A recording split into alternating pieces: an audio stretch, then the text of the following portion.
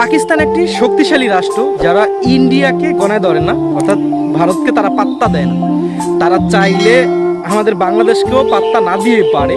তারপর আমরা অবাক হয়ে যাই যে বাংলাদেশের প্রতি তাদের যে ভালোবাসা, একেবারে সরকার থেকে শুরু করে জনগণের বাংলাদেশের প্রতি কি পরিমাণ ভালোবাসা একটু লক্ষ্য করলে আপনারা দেখতে পাবেন। তারা বাংলাদেশ পাকিস্তান ভাই ভাই বলে স্বীকৃতি দেয়।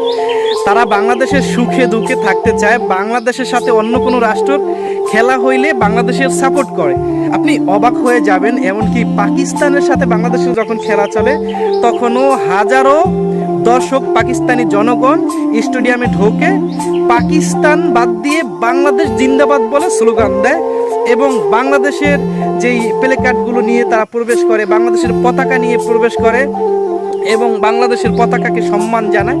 এগুলো ইদানিং আমরা এভেলেবেল দেখতে পাই। এই যে বাংলাদেশের প্রতি তাদের এত ভালোবাসা, এত আবেগ, এত দরদ, এগুলো কিন্তু তাদের দেশের রাষ্ট্রপ্রধান থেকে শুরু করে উচ্চ পদস্থ যারা আছে সবাই কিন্তু দেখা সমর্থন করে। তারা কিন্তু বাধা দেয় না যে বাংলাদেশের প্রতি এত ভালোবাসা, এত আবেগ, এত সম্মান দেখানো যাবে না, তারা এটা বলে না। বরঞ্চ উচ্চ পদস্থ যারা আছে তারাও বাংলাদেশের প্রতি এই আবেগ ভালোবাসা দেখায়। আপনি একটু চিন্তা করেন, ইন্ডিয়ার মতো শক্তিশালী একটা রাষ্ট্রকে তারা গণায় ধরে না, তারা পাত্তা দেয় না, তাদের চোখে চোখ রাইখা কথা বলে, অথচ বাংলাদেশের প্রতি তাদের ভালোবাসা, তাদের আবেগ, তাদের দরদ, এইটা আমরা তাদের কার্যক্রমে আমরা প্রমাণ পাই। ইচ্ছা করলে কিন্তু তারা বাংলাদেশকে গণায় না ধরে পারতো, পাত্তা না দিয়ে পারতো। তারপরও বাংলাদেশের প্রতি তাদের এরকম একটা ভালোবাসা কেন?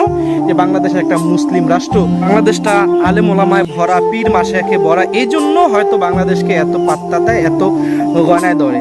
এই জন্যই আমরা এই যে কিছুদিন আগে খেলা গেল, গ্যালারিতে দেখলাম যে বাংলাদেশের প্রতি কি পরিমাণ পাকিস্তানের জনগণের, পাকিস্তানের দর্শকের ভালোবাসা বাংলাদেশের প্রতি, সেইটা আমরা কিন্তু গ্যালারিতে দেখেছি। একটা ভিডিওতে লক্ষ্য করলাম যে খেলা শেষে বাংলাদেশের একটা পতাকা পড়ে আছে এবং বৃষ্টিতে ভিজে ওইটা নষ্ট হয়ে আছে। পাকিস্তানি এক দর্শক ওই পতাকা হাতে নিয়ে চুমু খাইলো। এরকম দেখলাম যে বাংলাদেশের প্রতি কি ভালোবাসা।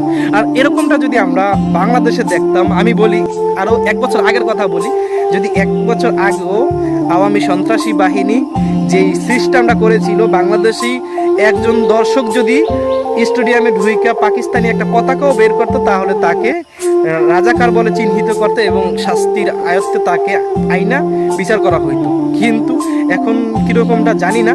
তারপরও বর্তমানেও দেখি যে একদল, এদেরকে আমি কুলাঙ্গার বলবো, ওই 71-এর ঘটনাকে কেন্দ্র করে পাকিস্তানকে যাচ্ছে তাই আপনার কটু অপমান, অপদস্থ করার চেষ্টা করে এবং পাকিস্তানকে বাজেভাবে পাকিস্তান নিয়ে মন্তব্য করে। তাদেরকে আর কি বলবো? তাদেরকে উদ্দেশ্য করে একটা কথাই বলবো, ভাই, সেই ঘটনাকে কেন্দ্র করে পাকিস্তানের রাষ্ট্রপ্রধান থেকে শুরু করে পাকিস্তানের জনগণ একাধিকবার আমাদের কাছে ক্ষমা চেয়েছে, লজ্জিত হয়েছে। ক্ষমা চাওয়ার পর আর কিছু থাকে না।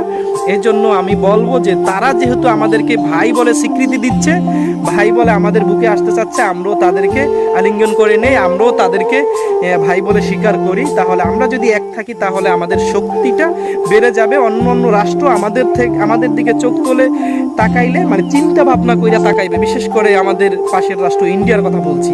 যদি আমরা পাকিস্তানের সাথে মিলেমিশে থাকতে পারি তাহলে তারা আমাদের দিকে চোখ তুলে তাকাতেও ভয় পাইবে। যাই হোক দর্শক, আজকের মতো ভিডিও শেষ করে দিচ্ছি।